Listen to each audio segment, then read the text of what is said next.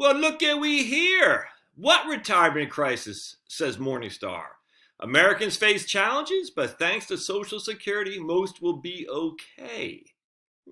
A number of you have sent me this, and they said it reads like one of my articles or videos, and is from my man David Blanchett. I've been following Blanchett for probably as long as I've been in this business, actually. Blanchett writes just for the Journal for Financial Planning. I think he's on the board of Morningstar or something like that. He's a big wig at Morningstar, and if Blanchett writes it, you need to read it for sure. And we got Pablo here who's take it over. Love you, buddy.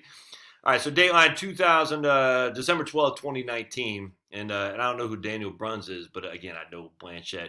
You can get this article. You got to register. It's free, and I'll put a link in the show notes, but you should. And if Morningstar writes it, you should read what they write. I'm a fan of Morningstar by and large. Actually, more than by. I'm a huge fan of Morningstar, other than their sustainability measurements for investments. It's nuts, but all right. So let's read what Blanchett says. When you hear the word crisis, what comes to mind? The definition of crisis is a time of intense difficulty, trouble, or danger. Oh, we're all gonna die! In recent years, it's also crept into usage to describe the state of retirement in America. We don't think retirement isn't a crisis, says Blanchett and Bruns. Mr. Burns. We might have a retirement savings crisis, though. I don't know about that. I haven't read this article, so we'll read it and we'll comment accordingly. The notion of retiring is a recent phenomenon. In 1880, roughly 75% of men 65 and older were working.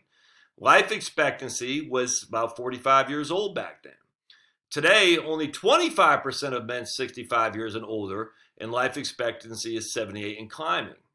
Okay, I don't care about life expectancy at birth. And Blanchett says life expectancy at birth back then was 45. Life expectancy at birth today is 78. That's it's a meaningless stat for people retired, because they don't have to worry about infant mortality. Once you survive the first 2 years, your life expectancy is drastically higher than a new baby born. That's all there is to it. So I could care less about your life, not talking Blanchett here, but just forget what life expectancies are. You can't. You got to look at life expectancy for someone who is your age.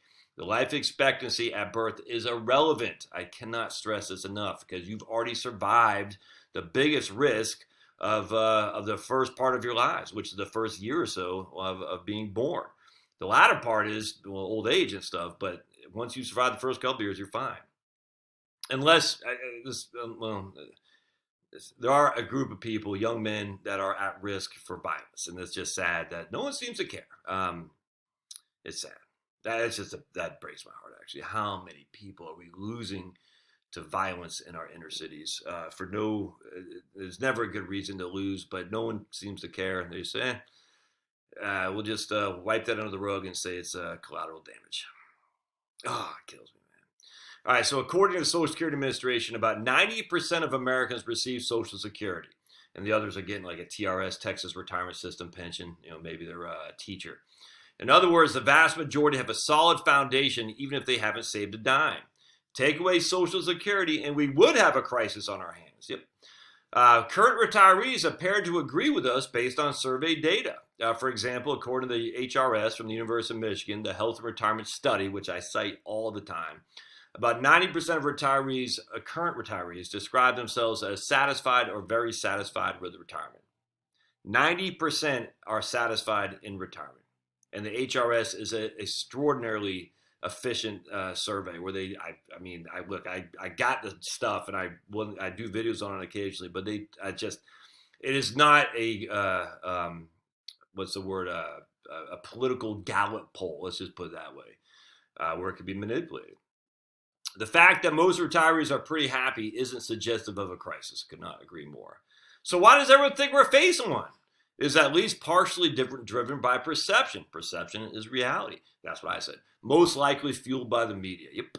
In a recent Vanguard study, researchers polled investors within a decade of retirement and recent retirees in 4 countries. In the U.S., roughly half the respondents thought that there was a national retirement crisis, but only 10% of those nearing retirement and 4% of retirees described their own situation as a crisis. Perhaps ignorance is bliss, but the fact that most people don't consider themselves in a crisis state. It's just like the 1992 quote-unquote recession. I'm doing fine, but my neighbor is not. And if you ask the neighbor says I'm doing fine, but my neighbor is not. You see, it's very circular because it's by the media. How do you think they sell ads? How do you think they sell subscriptions? By scaring the death out of you. A lot of people say it's how a Christian church does too. I agree. You can't be saying, oh my goodness, you're all going to hell unless you listen to me. That's not how you get adherence. You don't get adherence by preaching fear, man. Jeez. All right, these things could take a turn for the worse, though. Defined benefit plans are increasingly closed to new workers. That means the American worker is increasingly responsible for saving for retirement. And as a society, we haven't been up to the task. I don't know if I agree with that, but whatever. While many employees have access to defined contribution plans through their employer, they generally aren't saving enough. I don't know if I agree with that either. Those who don't have employer plans must rely on vehicles such as IRAs to save for retirement, which they overwhelmingly aren't doing. Nascent state-run plans have a way to go before they can fill the gap. So a savings crisis? Unless savings rates increase, many people will have to cut back on spending in retirement. We don't think this qualifies as a retirement crisis, but it isn't much of a stretch to say that we have a retirement savings crisis. I don't know if I agree with that. This may not lead to a full-on retirement crisis in the future, again, because of things like Social Security, but we should work on improving the system. This is especially important because we expect future market returns to be lower than historical averages, which increases the importance of savings when it comes to funding retirement. While automatic enrollment has improved participations in defined contribution plans, savings rates haven't increased all that much because default savings rates have been too low. 3% used to be typical, but now this is increasing. Other features that can improve savings rates, like automatics, I just don't care. Mandatory savings is another option. We already have that. It's called Social Security, David. We have mandatory savings. 7.65, 6.2 on my end, 6.2 on my employer. I happen to be my own employer, so it's 12.4. That is a mandatory savings. So this idea that we need mandatory savings, we already freaking have that. How much more mandates do we have? Enough of mandating. This could be an employee savings plan as in the UK or an employer savings plan as in Australia. Likely be a tough sell to the US, but we probably need to implement something similar to materially improve retirement readiness. Why? If 6.2% for me and 6.2% from the employer isn't enough, what exactly is enough?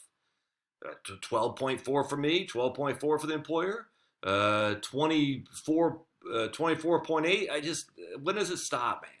Look, it's like they're trying to create, like, I love Blanchett. I'm a big fan. This is just nuts, dude. It's like we're sitting there saying there's not a retirement plan crisis, but there's a savings plan crisis.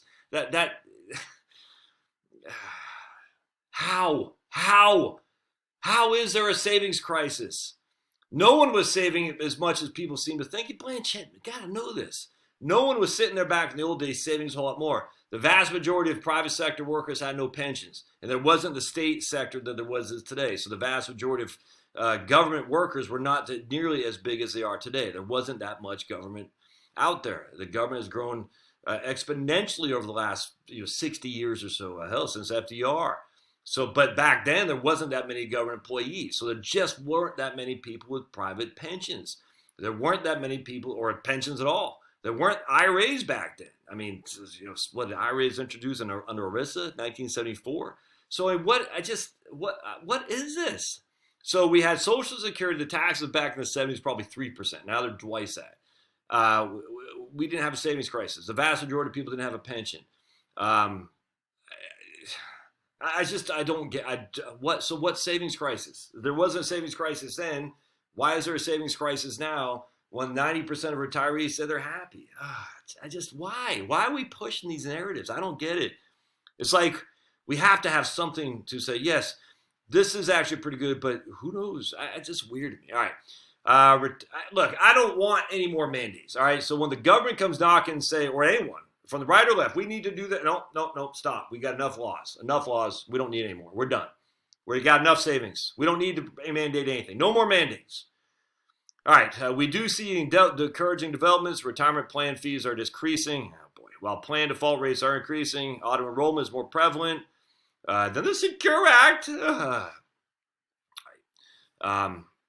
It suggests that Americans are better positioned okay, that's fine. I completely take issue that we need to mandate big people, big boys and girls, that they can't figure it out for themselves. How about this? Let's try some freedom sometime. Let people do what they want to do. They're already saving you. Look, if you want mandated, just add to the payroll tax. Not another freaking insane situation where we got to separate people from their money. People know how to spend their money better than government, better than financial advisors, better than freaking Morningstar authors. Let people be free. My goodness, try some freedom once in a while. If you got to raise the payroll tax, like I said, raise it by, what did I say, $35 on average per person per paycheck. We're done, and everyone's going to be just fine. All right, we'll see you.